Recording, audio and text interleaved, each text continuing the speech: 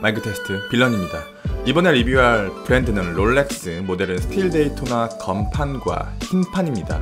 둘 중에 하나는 진짜, 다른 하나는 가짜입니다. 제가 이 영상을 제작하는 이유는 예전에 호롤로지 하우스라고 호주의 시계 유튜버가 운영하는 채널이 있었습니다. 아실지는 모르겠지만 저는 그 유튜버의 영상미에 반해서 채널을 시작하게 되었고 그의 영상미를 조금이나마 담으려고 노력했습니다.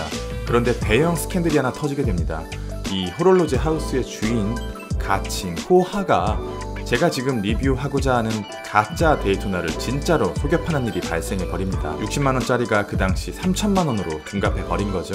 그것이 발각되었고 호하는 시계 쪽에서 완전히 신뢰를 잃어버리게 되었습니다. 먼저 롤렉스 데이토나라는 시계에 대해서 모르는 분들을 위해서 간단하게 설명드리고 가짜와 진짜 사이의 외적인 구별점들에 대해서 알아볼게요. 현재 시계 시장에서 물량 조절 혹은 수량 조절을 통해서 프리미엄이라는 가치를 극대화시킨 브랜드가 몇 개 있습니다. 정말 많지만 4가지 정도로 추려볼게요. 절대적인 본주와 파텍 필립, 스틸 스포츠의 수혜자 오데마 삐게, 세계 최고의 독립 제작자 폴 주룬, 설명이 필요 없는 롤렉스, 각각 노틸러스 5711 1억 3천, 노야로크 15202 전보 1억 3천, 크로노미터 블루 1억 2천, 데이토나 스틸 4천. 데이토나는 상대적으로 되게 저렴해 보이는데 이게 저렴한 게 아니에요. 데이토나의 리테일가는 1,599만원으로 상대적으로 저렴합니다. 멀리서 보면 어떤가요? 구별이 가능하시겠어요?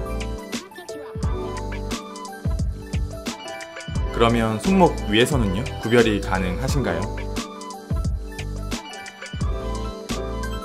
그러면 조금 더 가까이 움직이면서 볼까요? 구별이 가능하시겠어요?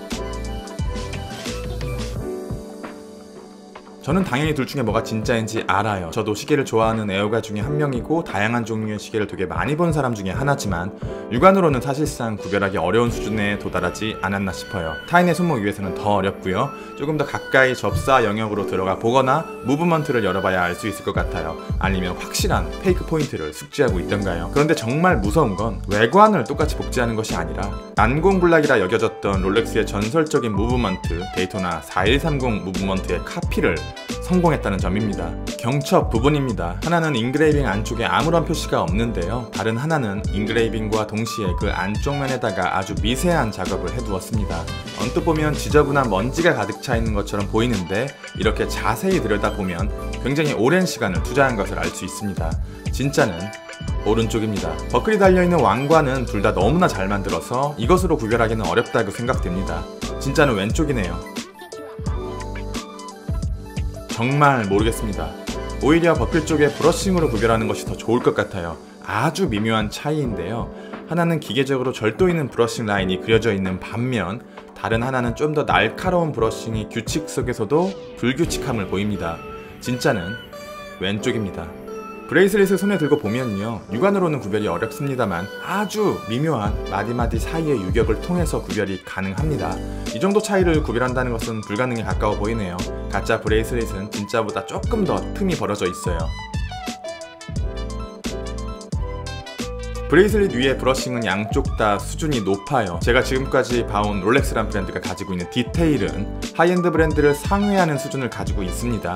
외적인 퀄리티로는 절대 비평할 수가 없는 브랜드예요. 그러나 이 가짜의 디테일을 보면서 이런 생각이 듭니다. 이 정도의 기술력을 가지고 왜 가짜를 만들고 있을까? 이렇게 작은 부품들이 오히려 더 카피하기 어려울 것 같아요. 이것의 퀄리티 차이는 단번에 드러나네요. 별도의 왕관을 크라운 위에 붙인 듯한 느낌이 드는 가짜와 처음부터 하나였던 것처럼 보이는 진짜입니다. 롤렉스 4130 크로노 무브먼트는 안정성, 밸런스, 두께를 모두 잡은 세계적인 명기 크로노그래프 무브먼트입니다. 크로노그래프 무브먼트는 제작이 어려워요. 에타 7750 크로노 무브먼트의 경우 감당할 수 없는 두께를 가지고 있고 에타 2824-2 무브먼트의 크로노 모듈을 올리면 두께를 잡아도 안정성이 떨어집니다. 때문에 크로노 무브먼트를 사용한 모델들은 굉장히 고가인 경우가 많아요. 좋은 크로노 무브먼트를 카피하는 것이 어렵기 때문에 지금까지 중국의 카피업자들은 외관만 그럴듯하게 만들고 두께나 안정성을 포기하는 방식으로 가짜들을 만들어 왔습니다. 아니면 기능을 포기하던가요? 그러나 이 카피 모델은 난공불락이라 여겨졌던 4130 무브먼트를 굉장히 안정적으로 카피해내는데 성공했어요. 무브먼트의 영역에도 그들의 손길이 닿기 시작했습니다. 엠블럼입니다. 건판은 조금 얇고 슬림한 왕관이나 입체감이 떨어지고 흰판은 조금 더 큰 덩치와 입체감을 가진 왕관을 가지고 있습니다. 모두 퀄리티적인 측면에서는 훌륭해요. 측면에서 보면 비율의 차이점을 확실히 체감할 수 있는데 건판이 훨씬 더 밸런스가 뛰어나 보입니다. 지금 보시는 장면이 시계를 눈앞에 바로 두었을 때 시각입니다. 가짜와 진짜를 떠나서 데이토나는 정말 완벽한 디자인이네요. 조금 더 가까이 차이가 느껴지십니까? 정답을 미리 알려드리겠습니다. 진짜는 건판입니다. 시침은 안쪽에 검은 잉크와 야광이 채워진 것처럼 보이는데 그 구분면이 진짜는 상대적으로 깔끔하고 가짜는 지저분합니다. 현재 마감은 일반적인 가격대의 시계와 비교해서는 나쁘지 않은 수준입니다만 롤렉스와 비교해서는 그 못난 면이 확실히 드러나네요. 분침도 마찬가지예요. 가짜도 훌륭한 편이나 그 상대가 롤렉스라는 게 아쉽습니다. 가짜의 초침은 철판을 모양만 내서 잘라놓은 듯하고 진짜는 초침의 둘레까지 마감이 되어 있습니다. 핸즈홀을 보면 확실히 구별이 가능한데 진짜는 매우 깔끔하게 처리되어 있는 반면 가짜는 마치 화산 분화구처럼 지저분하네요. 롤렉스의 야광은 투명한 듯한 느낌이 특징입니다. 마치 얼음처럼 그 색깔도 매우 아름답고요. 가짜는 그것을 매우 흡사하게 카피했습니다. 가짜는 서브크로노의 핸즈의 마감이 어설프고 핸즈홀이 더러우며 숫자 폰트의 입체감이 부족해요. 하지만 진짜는 차원이 다른 퀄리티를 가지고 있습니다. 폰트마저도 입체감을 가지고 있고 핸즈는 잘 마감되어 있으며 티끌 하나 존재하지 않습니다. 6시 서브크로노 역시 마찬가지이며 9시 서브크로노 역시 동일합니다. 셔터링은 가짜와 진짜 둘 다 정중앙에 위치하고 있네요. 인그레이빙도 둘 다 훌륭하고요. 스위스메이드 및 초침 인덱스는 둘 다 훌륭한 퀄리티를 가지고 있으나 접사 영역에서 보면 오히려 가짜가 조금 더 깔끔한 디테일을 가지고 있네요.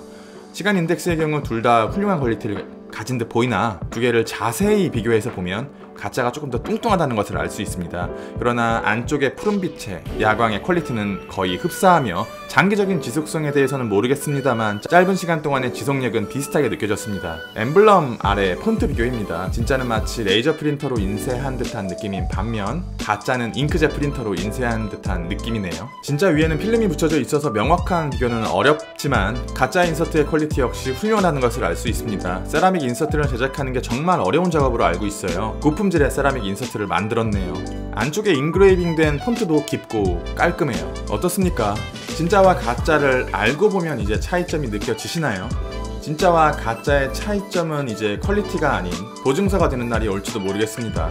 그들의 워치메이킹 수준은 점점 올라가고 있어요. 하지만 그럴수록 진짜의 가치는 더 높아질 거라 생각합니다. 제2의 호롤로지 하우스가 나오지 않기를 바라면서 리뷰를 마치겠습니다. 빌런이었습니다. 감사합니다.